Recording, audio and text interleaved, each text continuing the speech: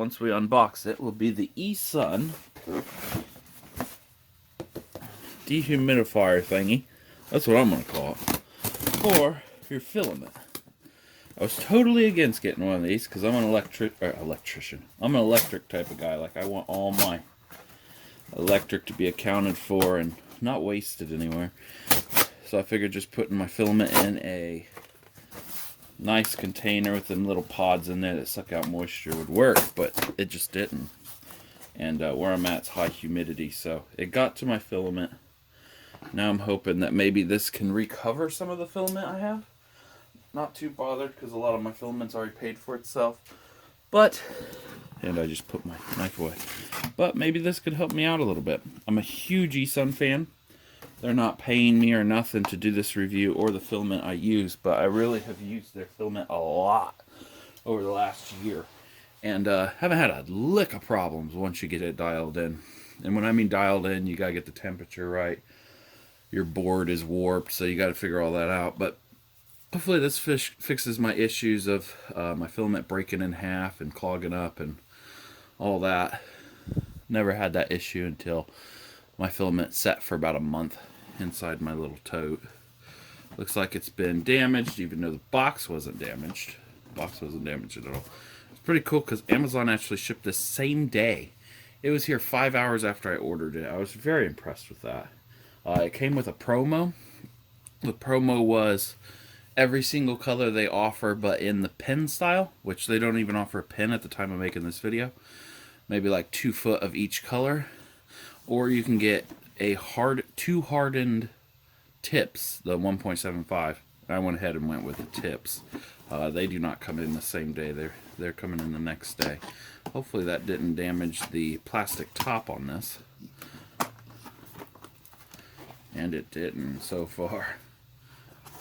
So it's packaged really nice. It's kind of packaged like a TV. Looks like we're going to have to pull it out that way.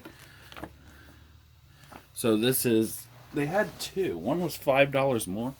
Didn't quite understand it because it didn't really say what it did versus competitive or its competition, which is itself.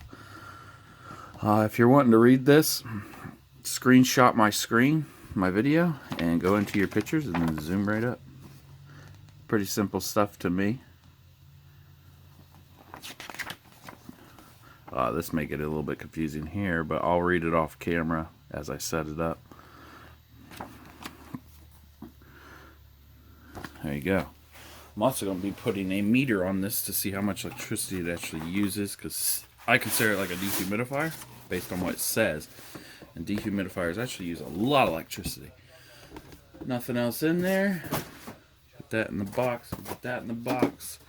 It is so cute and little. I really thought it was going to be something big and bulky. I'm going to go ahead and go get me a filament to put in there. That way we have a comparison. Here's the filament from eSUN. Love the stuff. So cute.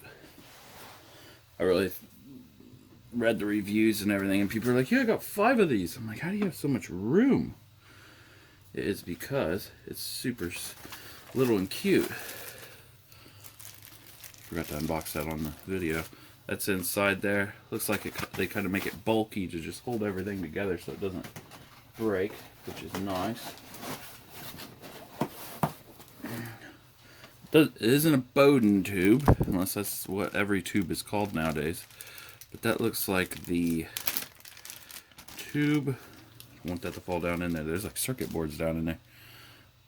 It's definitely bigger than the filament itself, so it'll have nice push through. And then there is the fitting that goes on the front. See if we can point it up or down. There's up. And it even goes down. That's pretty cool. I actually seen this. I was like, oh cool, it points up. That'll definitely help me. Well, now it points both ways. This thing is super light. I would say it's a little bit heavier than a phone. It's a little bit back heavy. Looks like it has a fan in the back for circulation. It feels like if I leaned it forward, it would snap shut on my hand and hurt. Just has little rollers in there to roll it as it's undoing itself. Looks like a heating pad down there. As you can see, the little things back and forth. Kind of like a heat pad. So I guess for 50 bucks, it's pretty good, but I almost think you could make this yourself. Except it wouldn't be like thermostatically controlled. It's got 5 pads on the bottom, so it looks like it kind of supports the middle a little bit. Let's see what it says on the back. 12 volt, 36 watts. That's pretty low. Dehumidifiers are even higher than that. That's kind of nice. 3D filament storage box. 12 volt. Let's see how it plugs in. Standard brick. The brick's output is 12 volt, 3 amp. It's a 2-prong, not a 3. Plugs in there pretty nice. Just a standard plug on there. I'm going to take that off so I don't break it. Let's see what a filament looks like while it's in there. Ugh, I had problems with this filament last night. I wasn't too happy with it. Didn't care if it unraveled or not. Okay, gonna put that in there. Actually, I gotta put it. Whoops. Gonna put it in there like this. Going to put it through the hole. Mine's gonna be going upwards, and then the tube.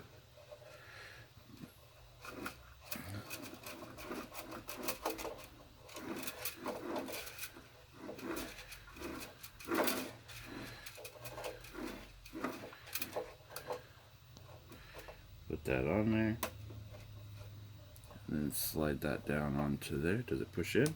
Yeah, pushes in. Close the lid. Oh, okay. Close the lid. It's in its own little safe.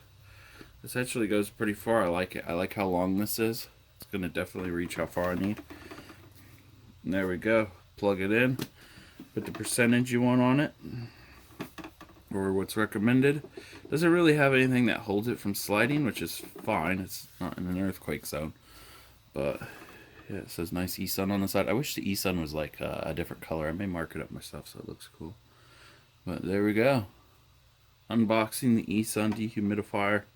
That's really what you want to call it. What do they call it on here? Filament Storage Box. To me, a storage box would just be a box. But it does more than just store. Okay, after I try it out a little bit, I'll be making a setup video. And hopefully it goes to plan. Thanks for watching. My place is an awful mess, but I got this set up right now. It's on stage 1, which is for PLA.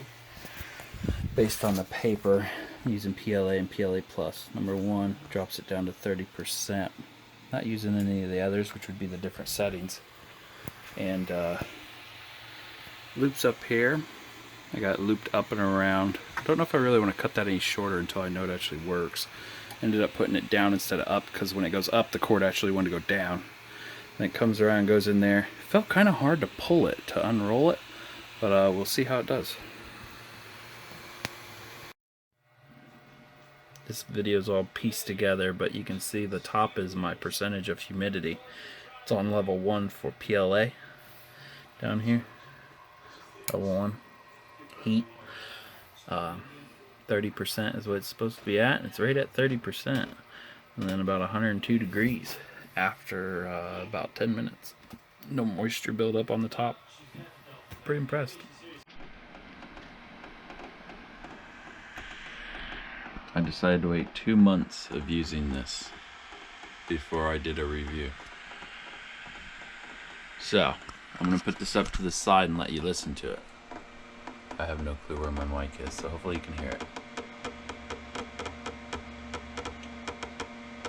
Can you hear that like stretching sound? You can probably just hear the fan of the printer. It's actually working right now. So, see at the angle it has to pull the wire down and forward? This almost needs to be up higher.